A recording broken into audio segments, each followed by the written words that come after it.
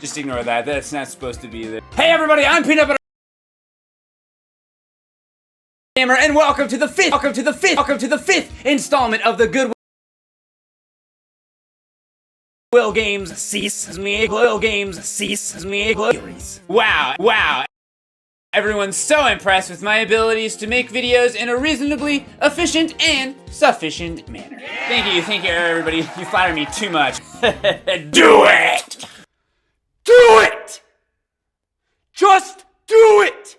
If me can do it, you can. Seeing as Goodwill Games has always been a show where I try to save you, my precious viewer, as well as myself, I guess. I mean, good games. I decided to celebrate this milestone by showing off some other thrift store things. That I found while looking for these games. So let's do it. I promise, like, and even it's been a weird these past few months, and knowing out. Teacup. Oh, brother, this guy stinks! You just pour the water into the cup and perfect. Oh my god! Oh yeah, looking good. Luigi, I just want to touch you. Oh. Got a little hole up there. And great! And item number 2.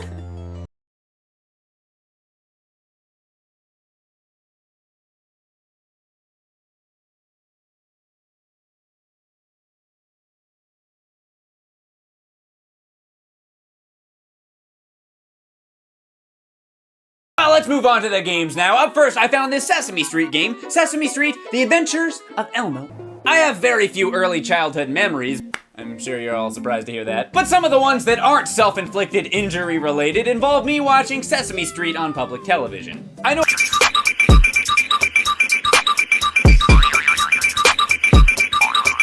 But I also really loved Elmo. In fact, even to this day, he remains one of my favorite childhood TV characters. No, Arthur. I said one of my favorite characters. You're still at the top of the list. Don't worry. I would never do that to you, Arthur. Okay?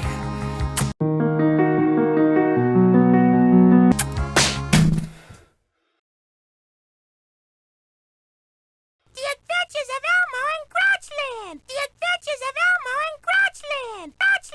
Crouchland! Yay!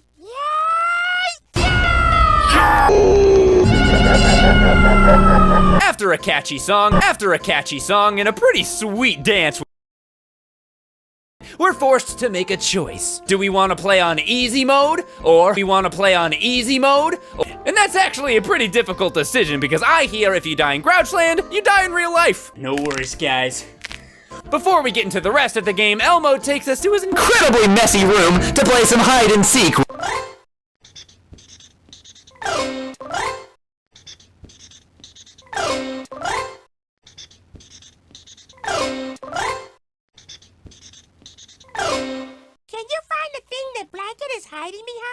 Can you find the thing that Blanket is hiding behind? Alright, let's Can you find the thing that Blanket is hiding behind? see here. It's gotta be the lamp.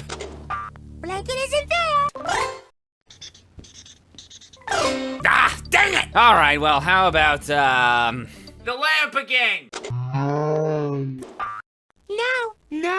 Bring it hard mode!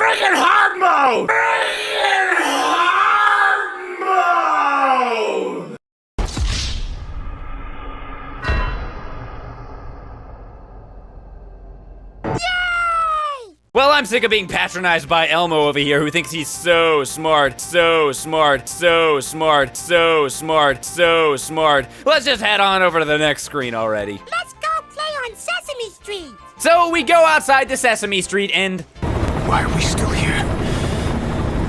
play. It's a lot of fun to play. Elmo loves to play with his blanket. blanket. Seriously, Elmo, we know you like blanket. Just get a frickin' room. Seriously, Elmo, we know you like blanket. Just get a frickin' room already. Elmo's friend Zoe also wants to play with Blanket, but Elmo, being the exemplary children's role model that he is, refuses to let her hold it. But what starts off with Elmo being a little bit selfish very quickly turns into Zoe overstepping her boundaries a lot by trying to steal it. And in the ensuing madness, Blanket gets thrown down Grouch's trash can. Oh no, blanket!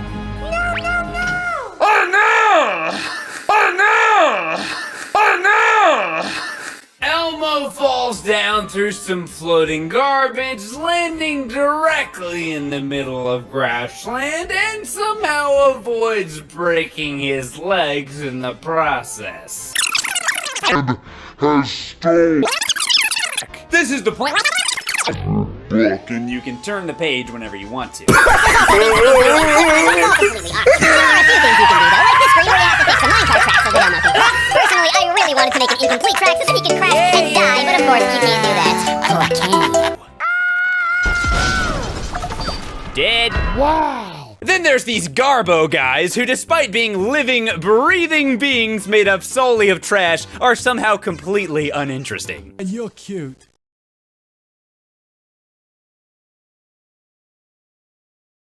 And you're cute.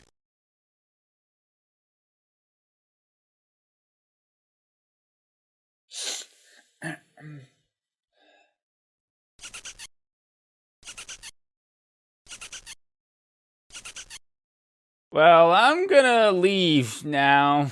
And you're cute.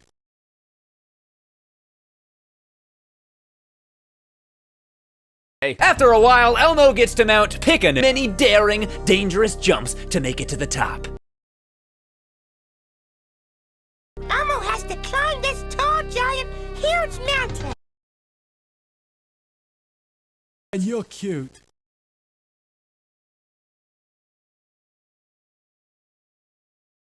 Who could even know whether he'll live or die?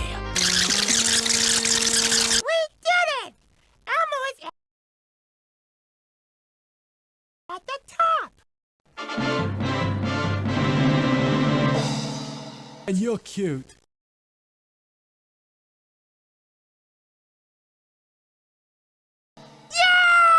He then goes into Huxley's house, who's not even there, by the way, and is basically handed his blanket with virtually no opposition at all. Zoe can finally apologize for all the pain, trouble, and danger she put him through with her greedy and violent actions. Zoe, Elmo's sorry he got mad at you before about his blanket. It's okay, Elmo. I understand. And you're cute.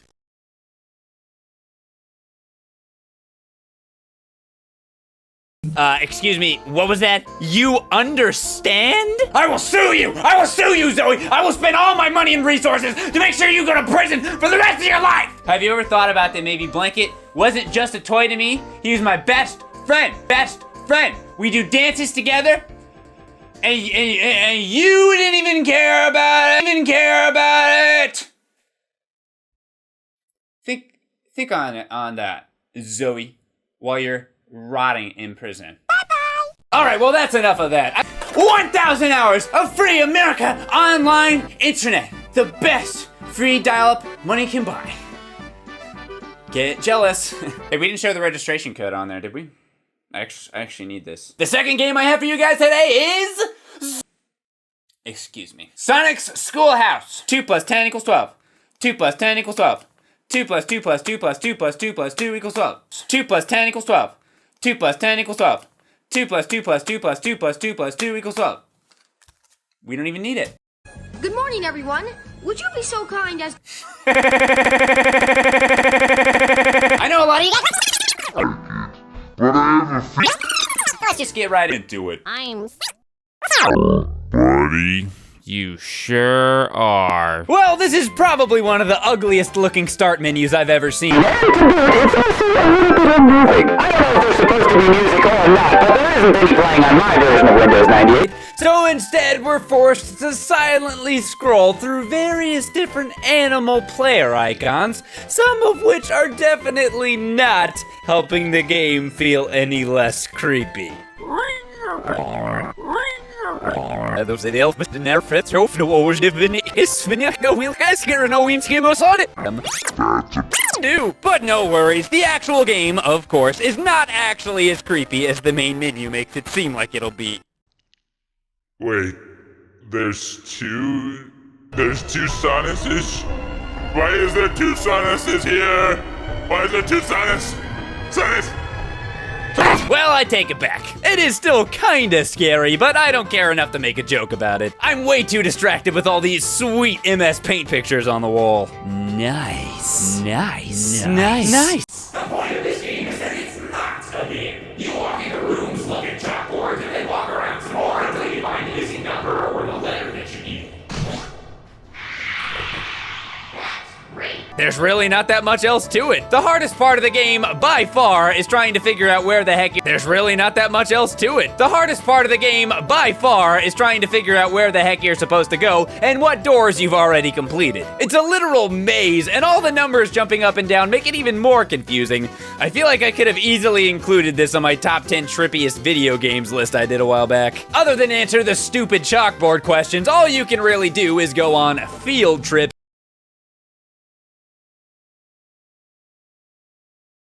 Learn. And that's dumb. Wait, hold on. What's this door here? I'm only just now noticing this. Get ready for a Sonic adventure. Okay, well, that was a little bit terrifying. Sticking with the theme, I guess. But hey, at least we finally found the part of the game where we can have a real Sonic adventure. I bet it's gonna be just like all the rings you need. Watch for Robotnik and his friends. Have fun. That was fun. Let's go back to school. All right, I'm done with this. No, probably never, actually. This time we have creative clips and fonts, brought to you by Keepsakes. Do you need some assets for your project? Well, here's where you look. Couldn't have done it without you, Becky. Send much love from me and the kids to you and yours. At the start of the video, I briefly mentioned early childhood memories. Well, there's one game that I have just the vaguest memory of playing when I was a kid. Or rather, I should say I have the vaguest memory of not being allowed to play it as a kid, and instead watching my older brother play it because I was too young to read. But luckily, I've got that covered. I learned just how to do it last week. For the longest time, I tried to remember exactly what that game was called, but I never could. I even asked on Twitter a few times to no avail. All I remember was that you were some red spacesuited guy flying around on a jet bike or something. You know, that game. But after looking at this box...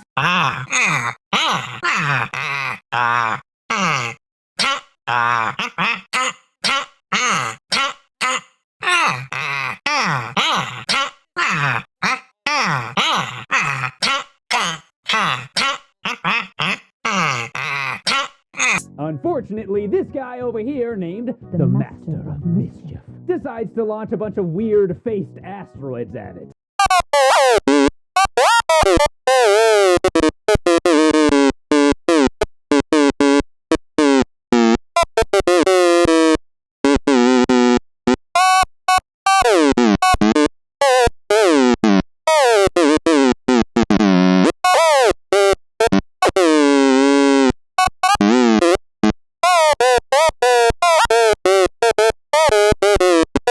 So it's up to us, the Super Seeker, that's apparently what we're called by the way, to find them and bring them back. So you may be wondering, what exactly makes these crystal things so important? Well, there's a great reason, I assure you. I, the Queen, do so require the crystals, for I greatly enjoy looking upon them, as their shiny glow warms my heart, and I do so tire of my old trinkets and treasures. Quite the bore, really. I mean, The friendly sun drops depend on the shiny crystals? Do you keep up their sunny spirits? Yeah, let's just go with that. Well, I can only assume that we, as the official palace Super Seeker, enjoy nothing more than superbly seeking for things, so off we go. Ready to go? Use the mouse to move your scooter around the orbit. Now this is the part of the game that I remember watching my older brother play. Flying around on the space shooter and catching little star guys with yellow circle beams. I'm actually getting a little bit nostalgic just looking at this. Once you catch one, you play a little game where you solve the most basic math problems you could possibly think of. Such as, if 8 pins equals 8 presents and 7 pins equals 7 presents, how many presents does 3 pins equal?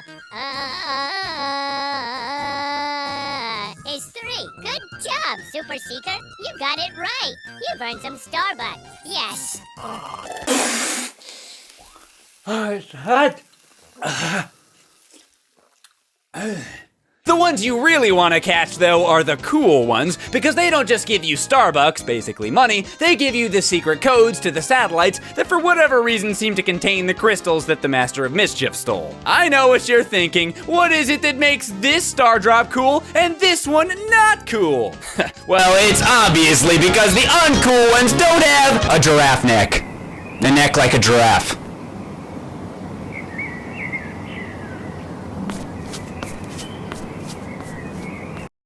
Or this calendar game.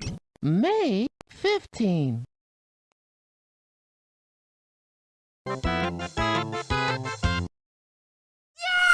When you get enough crystals, you take them back to the queen, she puts them back into her chest, waves her wand around a little bit, and gives you a unicycle. Pretty sweet, I guess. 3-year-olds, I guess. But it was a nice trip down memory lane, and I'm glad that I finally got to play it. It only took like 24 years. Finding a game like this is one of the reasons why I love going to thrift stores and yard sales in the first place. You never know what cool stuff you might find. And in celebration of the 5th episode of this little series, I just wanted to give a genuine shout out to you guys for not only watching these Good Bowl Games videos, but for watching all of the content that I put out. Making these videos is not only what I enjoy doing most, it also occupies most of my thoughts almost every day, pretty much constantly. In fact, I'm not sure I'll ever be able to accurately express just how much the support you give means to me. So instead, I'll just say this. We will always be Together forever, the world seems fine. We never would ever leave you behind. Yeah! And you're cute.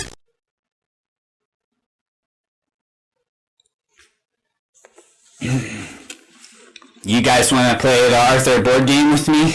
Arthur saves the planet, one step at a time. It's the last thing I found at the thrift store. Arthur and his friends are out to prove that no one is too young to make a difference in saving the environment. Can they make Elwood City a better place? You bet they can. Have fun while discovering a greener way of... Hey, where are you going? We're gonna play the Arthur board game. No, see. This exciting and original board game is based on Mark Brown's best-selling book and the award-winning Come on, guys!